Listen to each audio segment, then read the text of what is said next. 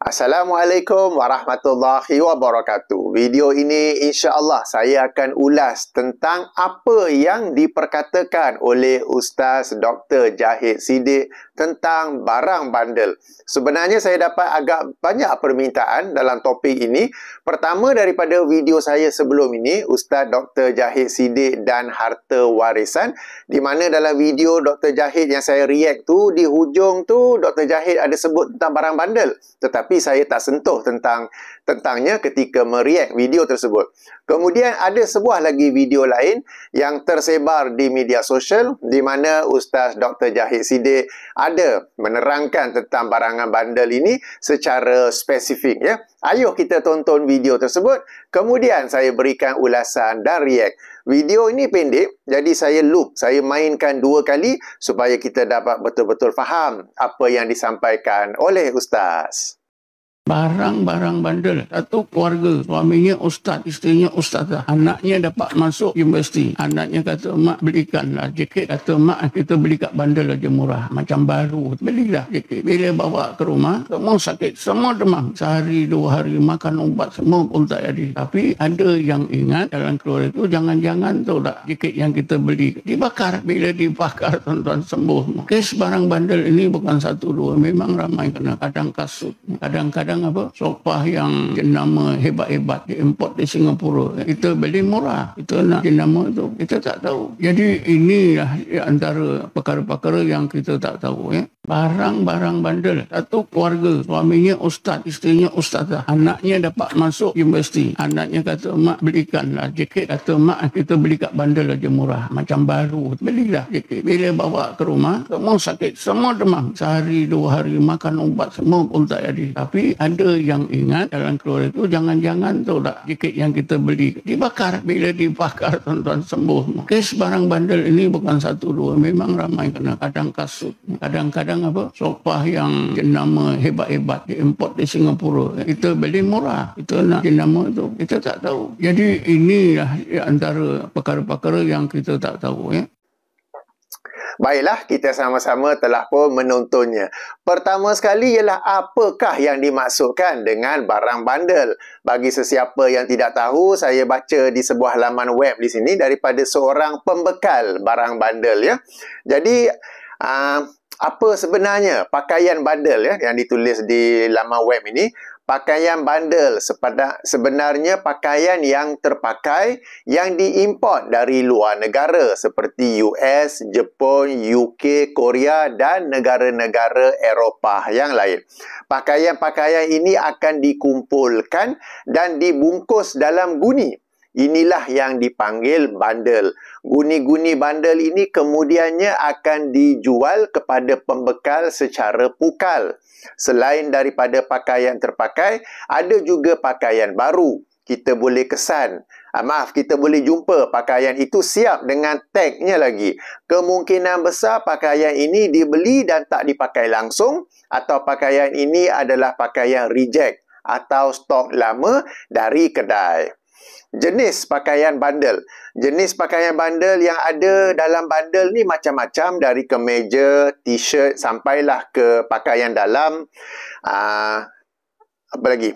Kasut, selimut, toto, langsir, sofa dan macam-macam lagi. Selagi mana benda tu boleh digunakan semula, maka akan dijual sebagai bandel. Jadi ini secara ringkas tentang apa yang dimaksudkan dengan barang bandel atau pakaian bandel. Okey, sekarang ni kenapa pula dengan pakaian bandel ni? Kenapa pula dengan barang bandel ni? Saya pun sebenarnya tertanya-tanya. Lalu saya menghubungi seorang rakan saya yang saya tahu beliau ini selalu mengikuti kelas-kelas Ustaz Dr. Jahid Siddiq. Lalu saya forward video yang tadi sama-sama kita tonton dan saya tanya, betul ke video ni? Dia kata betul. Betul ke Dr. Jahid mengajar sedemikian? Dia kata betul. Memang betul lah, sebab dalam video tu pun memang Ustaz Dr. Jahid Siddiq, kan. Jadi apa sebabnya? Sebab dalam video tu tak pula dijelaskan.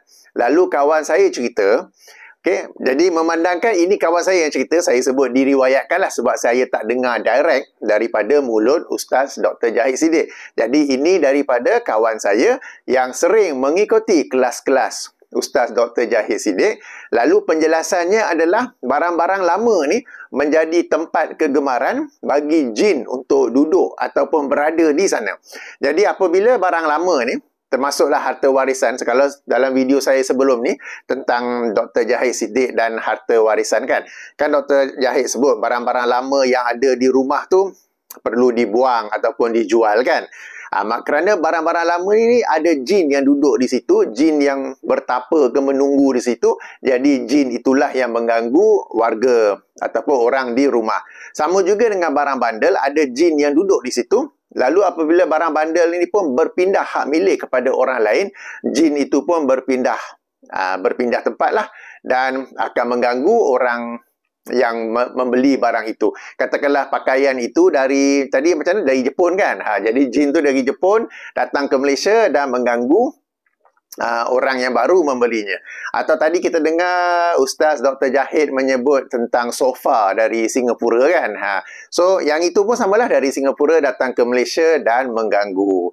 Okey, jadi inilah alasan yang dikatakan.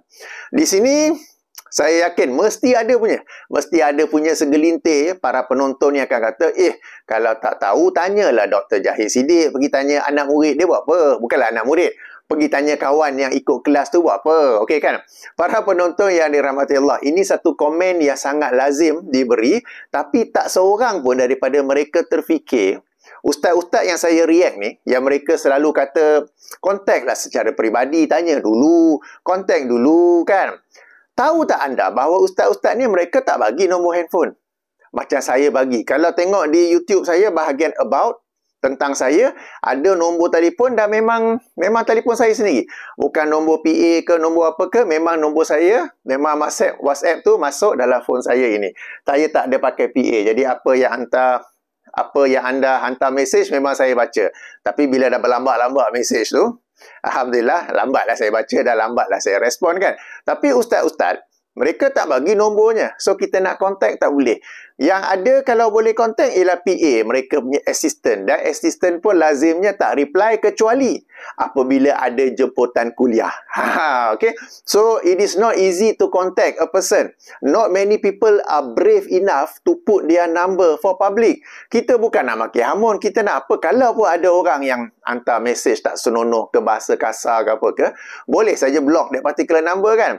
Tapi ketahuilah kebanyakan ustaz tidak berani untuk meletakkan nombor mereka secara public. Saya alhamdulillah saya letak sebab I have nothing to hide. Orang yang suka pun hantar mesej, yang tak suka pun hantar mesej.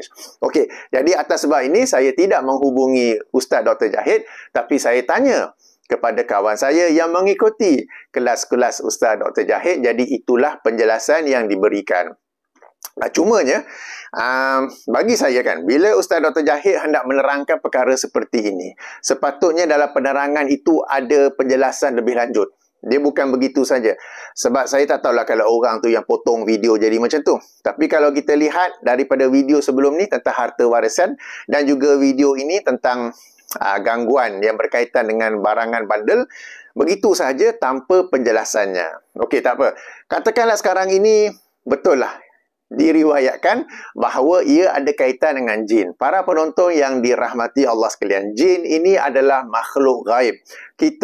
Akidah kita Ahlus Sunnah wal Jamaah ialah kita tidak berkata apa-apa tentang makhluk gaib, melainkan berdasarkan dalil-dalil Al-Quran dan As-Sunnah yang sahih. Kita tak boleh assume so and so, melainkan berdasarkan dalil. Sebab kalau kita cakap teori itu teori ini, ia semata-mata teori. Sebab benda tu gaib, makhluk itu gaib. Kita tak dapat nak buktikan teori itu adalah betul atau salah, melainkan ia daripada Al-Quran atau sunnah Rasulullah ataupun hadis Rasulullah sallallahu alaihi wasallam yang sahih atau hasan. Sebab ini masuk makhluk gaib, ia bukan dalam bab keutamaan beramal, maka hadis dhaif tidak boleh digunakan. Saya alhamdulillah ada menulis sebuah buku khas dalam topik ini, yang ini sunnah Nabi sallallahu alaihi wasallam dalam menangani gangguan makhluk gaib. Okey, jadi buku ini boleh muat turun edisi PDF secara percuma, link dalam kotak description. Saya jelaskan makhluk gaib yang ada, ciri-ciri mereka, apakah mereka ini dapat memberi gangguan kepada kita atau tidak. Kalau ya, apakah sunnah Nabi? Bukan sunnah Tok Guru, bukan sunnah perawat-perawat yang Islamik, tetapi sunnah Nabi sendiri. Sebab kalau Rasulullah SAW ada menerangkan bahawa makhluk ini boleh mengganggu, bersamaan dengan itu Rasulullah juga SAW ada menerangkan cara-cara untuk kita menghadapi ataupun menangani gangguan tersebut. Apa yang lazim berlaku ialah kebanyakan perawat-perawat ini, mereka menerangkanlah tentang gangguan makhluk gaib ini. Ada juga yang berdasarkan hadis, tetapi cara melawan, cara merawat, cara menepis gangguan itu tidak pula diterangkan, sebab masing-masing ada cara sendiri supaya pusat rawatan tersendiri yang terbaik. Padahal di sana ada petunjuknya daripada Rasulullah SAW. Jadi link dalam kotak description. Ni yang pertama ya. Yang kedua, kita sebagai orang Islam hendaklah sentiasa berlaku adil dan tidak boleh berlaku zalim. Termasuklah terhadap makhluk gaib. Kita tidak boleh semata-mata semudah-mudahnya berkata jin ini suka duduk bertapa di pakaian yang lama, di barangan yang lama. Tapi rumah lama tak pula, rumah tu boleh pula duduk kan. Barang 10 tahun kena buang, tak boleh duduk pakai lama-lama. Tapi rumah tu dah 15 tahun. Okey pula kan. Kalau ada gelang emas ke, bukan lelaki lah, kalau perempuan ke apa kan. Barang emas apa, tak ada pula boleh buang-buang kan. So, apabila seseorang itu hendak menyandarkan sesuatu kepada makhluk gaib, kena berdasarkan dalil juga. Tak boleh kita bersikap zalim dengan berkata mereka ini sekian-sekian, buat sekian-sekian apa semua tu, melainkan berdasarkan dalil. Hendaklah kita sentiasa bersikap adil meskipun terhadap makhluk gaib. Dalam hal ini saya teringat satu kata-kata pepatah yang masyhur, kata pepatah Malaysia. Ini bukan Dr. Jahid yang sebut, tetapi masyarakat kita biasa sebut. Saya yakin para penonton yang dirahmati Allah pun pernah dengar. Yang ini, sebaik-baik jin adalah bersamaan dengan sejahat-jahat manusia. Pernah dengar tak? Sebaik-baik jin maknanya jin yang paling baik tu, dia punya level tu sama dengan manusia yang paling jahat sekali. Ini bukan hadis. Ini kata-kata masyarakat kita yang menjadi bukti ya bagaimana kita ni bertindak zalim terhadap jin. Padahal kalau kita tadabbur Al-Quran, sila rujuk surah jin, surah yang ke-72, baca daripada ayat 1. Tengok sikap jin tu terhadap Al-Quran.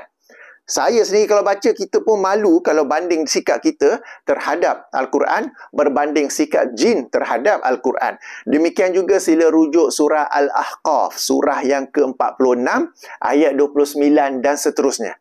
Ayat 29 dan seterusnya. Tengok macam mana jin tu dengar baca Al-Quran dan mereka menyebarkannya kepada rakan-rakan mereka, kepada geng mereka lah, geng jin mereka lah. Bandingkan dengan kita manusia ni, Al-Quran buat apa? Simpan rak yang atas sekali supaya cicak boleh berak. Kemudian jadi apa? Jadi hantaran dulang perkahwinan. Kemudian apa? Baca bila orang dah mati. Hidup tak baca. Baca bila dah mati. Baca pun satu surah je. Allah SWT turunkan 114 surah. Yang kita baca satu surah tu saja. Surah yang ke-36. Surah apa tu ya? Okey, dan dibacakan kepada orang mati. Al-Quran ni panduan untuk orang hidup, tetapi dibacakan pula untuk orang mati. Kan? Bandingkan sikap kita ni berbanding dengan sikap jin. And then kita ni yang boleh pula nak kata sebaik-baik jin sama level dengan sejahat-jahat manusia. Okey, jadi ini satu contoh kezaliman terhadap jin. Maka kita hendaklah berlaku adil pada semua makhluk, termasuk makhluk gaib, dan kita pula tidaklah menyandarkan kepada mereka sesuatu yang mereka tidak buat. Jadi kalau nak kata jin ini bertapa ke, bermastautin ke di pakaian lama ke apa, perlu bawa dalil. Tidak boleh semata-mata berkata sedemikian. Okey, sekarang ini gangguan jin ni secara umumnya memang ada dan ia tidak berkaitan dengan barangan bandel. Video Ustaz Jahid Siddiq yang saya mainkan tadi, video TikTok, link dalam kotak description, dan TikTok ni ada ruangan komen kan. Cuba tengok di bahagian komen tu. Saya ada baca, ada go through, dan saya lihat agak ramai yang komen bahawa mereka beli barang bandel tetapi tiada apa-apa gangguan. Bahkan yang menjual barang bandel pun ada komen di situ bahawa dia jual barang bandel banyak juga dan tiada apa-apa gangguan ya. Menunjukkan bahawa ada gangguan ke tak ada gangguan ke, ia tiada kaitan dengan barangan bandel, baik pakaian ke, kasut ke, sofa ke, langsir ke, selimut, toto dan sebagainya lah. Okey, tiada kaitan dengan itu. Maka inilah sekali lagi kan, sebab nak disandarkan kepada barangan bandel, saya yakin pun di kalangan para penonton pun mesti ada yang sama ada menjual barangan bandel atau membeli barangan bandel, bahkan tengah tengok video ni pun ada pakai, ada ataupun ada menggunakan barangan bandel tetapi tiada gangguan pun. Okey, jadi gangguan jin secara umum tu ada, tetapi hendak dispesifikkan kepada barangan bandel perlukan kepada dalil. Dan hakikat dalam kehidupan sebenarnya ada saja orang yang menggunakan barangan bandel, bahkan menjual barangan bandel tetapi tiada apa-apa gangguan pun. Jadi ulasan yang seterusnya tentang gangguan jin, macam saya kata secara umumnya ada. Maka bagi saya lebih baik sebagai seorang ustaz mengajar perlindungan secara umum sebagaimana yang diajar oleh Rasulullah sallallahu alaihi wasallam. Antaranya ialah membaca ayatul kursi. Dan ayatul kursi ini kalau kita rujuk kepada hadis-hadis, ia antaranya dianjurkan dibaca sebagai zikir pagi dan juga petang. Dalam sebuah hadis yang dikeluarkan oleh Imam An-Nasa'i dalam kitabnya As-Sunan Al-Kubra dengan sanad yang jaid, sanad yang bagus ya, dinilai oleh Syekh Al-Albani sebagai sanad yang jaid. Rasulullah sallallahu alaihi wasallam ada menganjurkan membaca ayatul kursi, dan kemudian baginda bersabda, sesiapa yang membaca pada petang harinya akan dilindungi sehingga esok pagi, dan sesiapa yang membaca pada pagi hari akan dilindungi sehinggalah ke waktu petang. Jadi ia menjadi antara zikir pagi dan petang. Kemudiannya juga Rasulullah juga menganjur kita membaca ayatul kursi sebagai salah satu zikir selepas solat fardu. Yang 5 kali tu selepas solat fardu, dan juga satu lagi kali hadis daripada Sahih Al-Bukhari dibaca sebelum tidur, kan.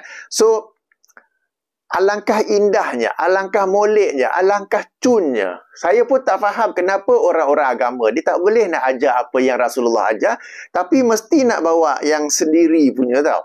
Alangkah baiknya jika diajar membaca ayatul kursi, baca dengan penghayatan, baca dengan kefahaman. Sebab ingat, Abu Jahal, Abu Lahab pun baca tetapi tak beriman dengan dia, kan. Okey. Selain ayatul kursi, kita sebut apa? Surah Al-Mu'awwizat, surah-surah pelindung, yakni surah Al-Ikhlas, surah Al-Falaq, surah An-Nas. Kita baca sama juga pagi dan petang, dan juga baca sebagai zikir selepas solat fardu.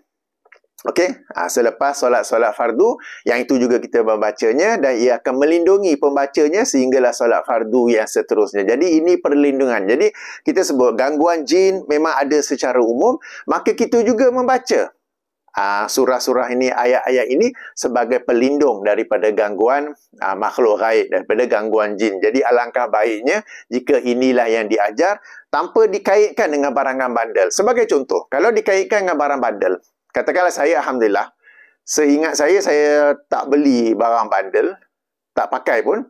Jadi macam mana? Saya ni sentiasa bebaslah daripada gangguan jin. Saya ni sentiasa bebas daripada gangguan makhluk gaib sebab saya tak beli barang bandel. Kena pula di kalangan penonton ada yang beli barang bandel. Dia akan mula, oh, that's me. Oh no. Oh, patutlah selama ni.